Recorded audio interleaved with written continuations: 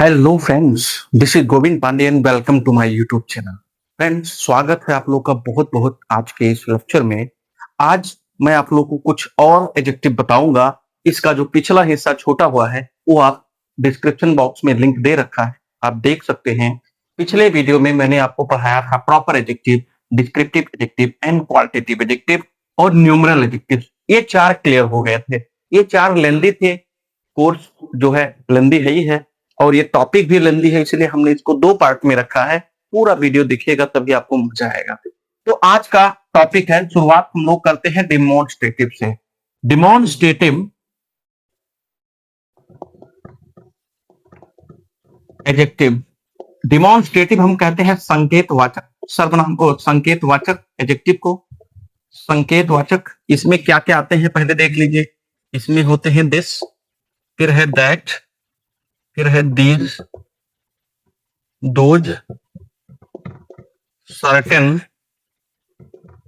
Other, सच, any. इनका use आप सीखेंगे। बहुत इंपॉर्टेंट वर्ड्स हैं, बहुत ज्यादा कंफ्यूज भी करते हैं ये। इसको ऐसे समझ लीजिए, प्रोनाउन के लेक्चर में भी आप देखे होंगे तो हमने लिखा था दिस इज अ कैट और that is a boy.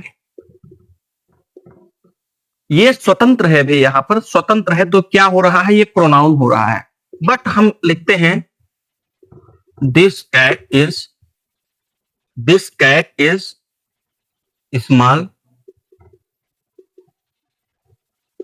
That boy is obedient. तो यहां क्या कर रहे हैं, दिस किसके लिए लगा है, इस कैट के लिए लगा है जो हिंट कर रहा है। दैट किसके लिए है, बॉय के लिए है जो बॉय को हिंट कर रहा है। तो जब एडजेक्टिव हिंट करते हैं किसी नाउन को तो वो डिमॉन्स्ट्रेटिव एडजेक्टिव हो जाते हैं, ठीक ना।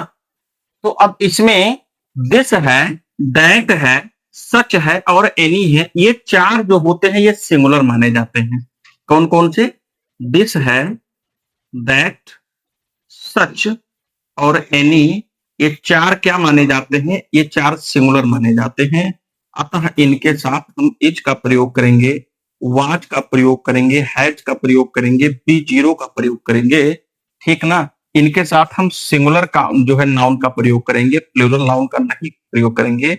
जैसे हमने देखा है सच बुक, और सच के बाद अक्सर ए का प्रयोग किया जाता है, ठीक ना। Any boy, any boy.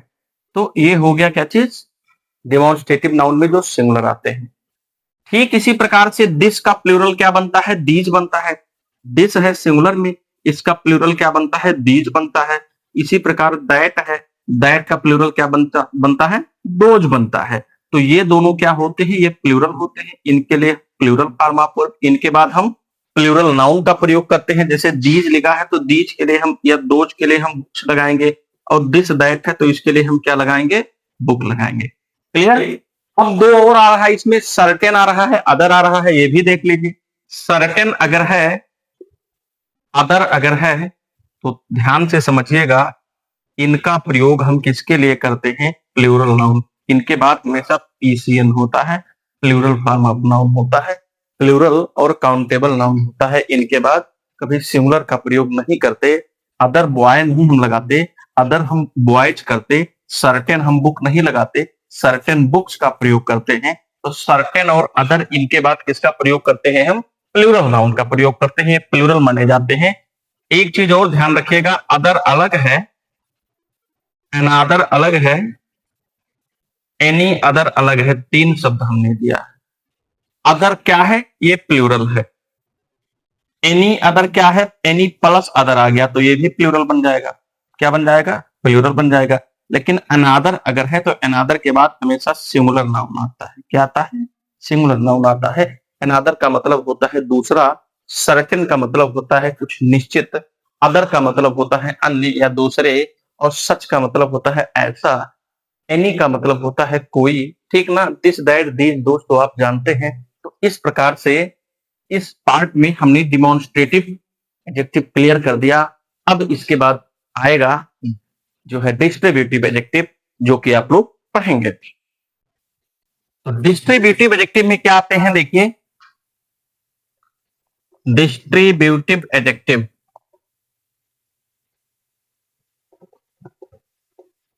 Distribute करना, बांटना, विभाग, है ना, विभाजित करना, इसका मीनिंग निकलता है। इसमें 4 ही वर्ड होते हैं, ईच, एवरी, आइदर, नाइदर, है ना। ईच और एवरी, इनका मतलब होता है प्रत्येक, प्रत्येक होता है। ईच का प्रयोग हम दो के लिए करते हैं, एवरी का प्रयोग हम करते हैं दो से ज्यादा के लिए। जैसे एग्जाम्पल के तौर पर हम कह सकते हैं कि सड़क के प्रत्येक किनारे पर क्या है, पेड़ है, तो there are trees on each side of the road. ठीक, हमारे प्रत्येक हाथ में क्या है, हमारे प्रत्येक हाथ में ग्लव्स है, ठीक है, तो वी हैव ग्लव्स या I have gloves in my each hand, मेरे प्रत्येक हाथ में। तो दो ही हाथ होते हैं, सड़क के दो ही किनारे होते हैं, नदी के दो ही तट होते हैं, तो जहां दो का बोध होता हो उसके लिए हम ईच का प्रयोग करते हैं। और एवरी का प्रयोग कहां किया जाता है, जहां दो से ज्यादा होते हैं प्रत्येक सेंटेंस में।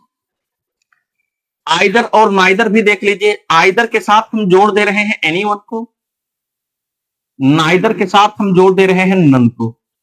आइदर के साथ जोड़ रहे हैं एनीवन को, आइदर और एनीवन इन दोनों का मतलब होता है कोई एक, क्या होता है, कोई एक।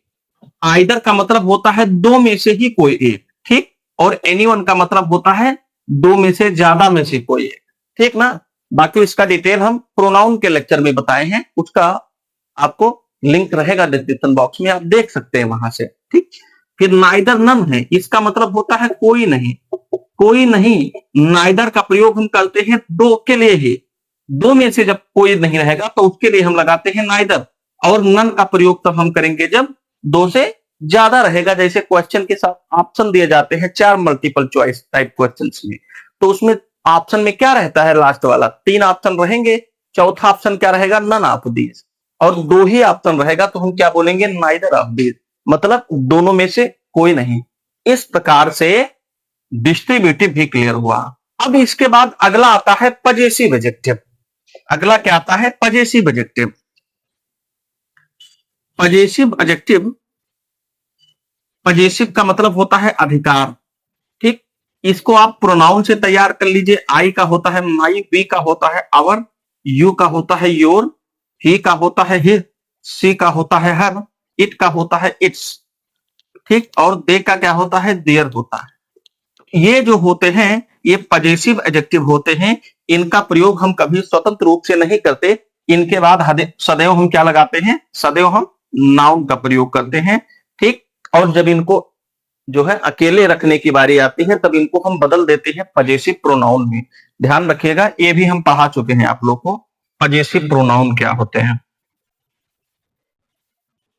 पजेसिव प्रोनाउन हम बताए थे, माई का बनता है माइन, आवर का बनता है आवर्स, योर का क्या होता है, योर्स हो जाता है ना, हिज का हिज ही रहता है सेम, हर का होता है हर्स, इट्स का बनता नहीं है, और देयर का बना देते हैं देयर्स, ठीक। इनका यूज क्या है ये हम प्रोनाउन के लेक्चर में बता चुके हैं।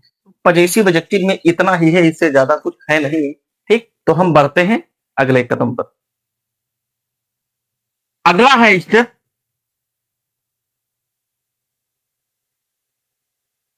अगले स्टेप में हम पढ़ाएंगे, पजेसिव हो गया इम्फेसाइजिंग।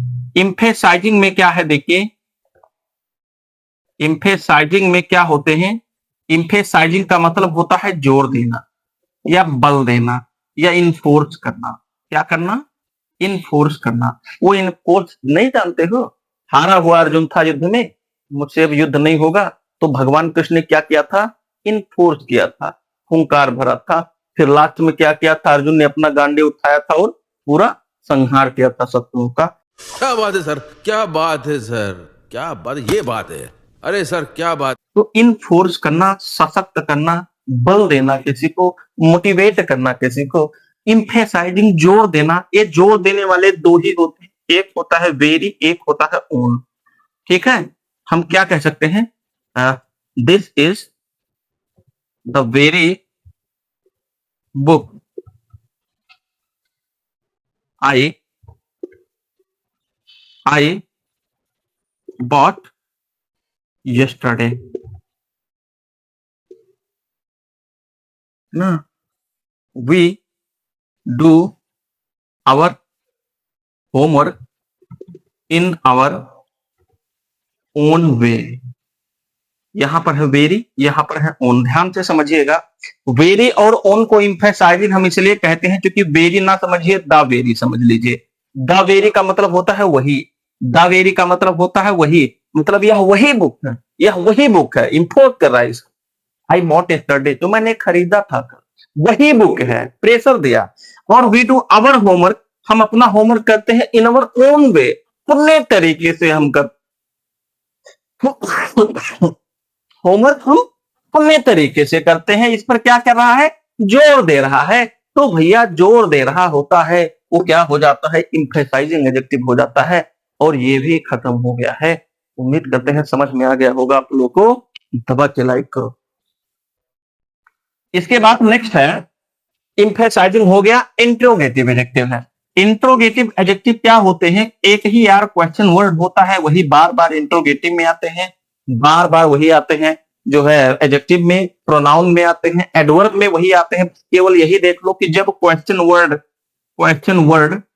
है ना, क्वेश्चन वर्ड प्लस नाउन आ जाए तो वो क्या हो जाएगा, नाउन के लिए क्वेश्चन वर्ड लगा है, वो क्या हो जाएगा, इंट्रोगेटिव हो जाएगा। जैसे हो गया what type of books do you like, है ना। Which game do you play, है ना। what kind of fruits do you eat। ठीक ठीक, तो अब देख लो व्हाट टाइप ऑफ बुक्स को ये क्या कर रहा है, क्वालिफाई कर रहा है। विच किसको लिए लगा, गेम के लिए लगा। व्हाट काइंड्स ऑफ किसके लिए लगा, फ्रेंड के लिए लगा। तो ये क्या हो गया, ये क्वेश्चन वर्ड हो गया। क्वेश्चन वर्ड नाउन के लिए लगा है, नाउन के लिए लगा है तो क्या हो गया, इंट्रोगेटिव एडजेक्टिव हो गया। तो इस प्रकार से ये खत्म हुआ। अब हम लास्ट में चलते हैं, एक्सक्लेमेटरी एडजेक्टिव। और ध्यान दीजिए बच्चों, आप लोग अभी बीच में जाइएगा मत। इसके बाद इंटरमीडिएट का जो इंटरचेंजिंग ऑफ डिग्री आता है ना, ये इसी में आता है, हम इसी पार्ट में आप लोग को बताएंगे। एक्सक्लेमेटरी एडजेक्टिव क्या होते हैं, एक्सक्लेमेटरी एडजेक्टिव क्या होते हैं, ध्यान से समझिएगा। एक ही होते हैं यार, वो क्या होते हैं, हम कहते हैं what a fool, what a nice person,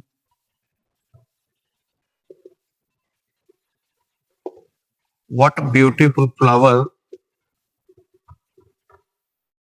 और देते नहीं, छोड़ो यार, समझ जाओगे आप लोग समझदार। हमने क्या कहा, व्हाट अ फूल, बेवकूफ। अब मैंने क्वेश्चन नहीं किया है ना, मैं भी कहूं क्या बात है, क्या बात है, क्या बात है। मैं कहूं क्या बात है, फिर मैं कहूं क्या बात है। अब एक को मैंने किस प्रकार से कहा और एक में मैंने क्वेश्चन किया, है ना, क्या बात है, क्या बात है, क्या बात है, दोनों में फर्क है ना।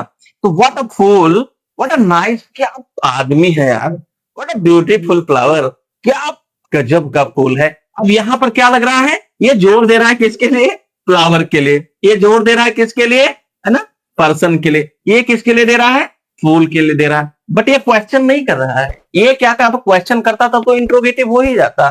तो ये क्या कर रहा है, ये कहीं ना कहीं उसमें डीप इमोशन जोड़ रहा है, उसमें थोड़ा सरप्राइज, थोड़ा सा जॉय, थोड़ा सा, है ना, ये चीज जोड़ रहा है, थोड़ा हर्ष जोड़ रहा है, थोड़ा जॉय जोड़ रहा है, थोड़ा सरप्राइज जोड़ रहा है, थोड़ा सा उसमें, है ना, इंजॉय भी है, थोड़ा सा, है ना, प्लेजर भी है। तो ये क्या हो गया, व्हाट को हम क्या कहेंगे यहाँ पर, एक्सक्लेमेटरी एडजेक्टिव कहेंगे। और इस प्रकार से इस पार्ट में आप लोग का इस अध्याय को हमने कर दिया है। तो आहा, बोलो बांके बिहारी लाल की जय। खत्म, bye bye, tata, goodbye, गया।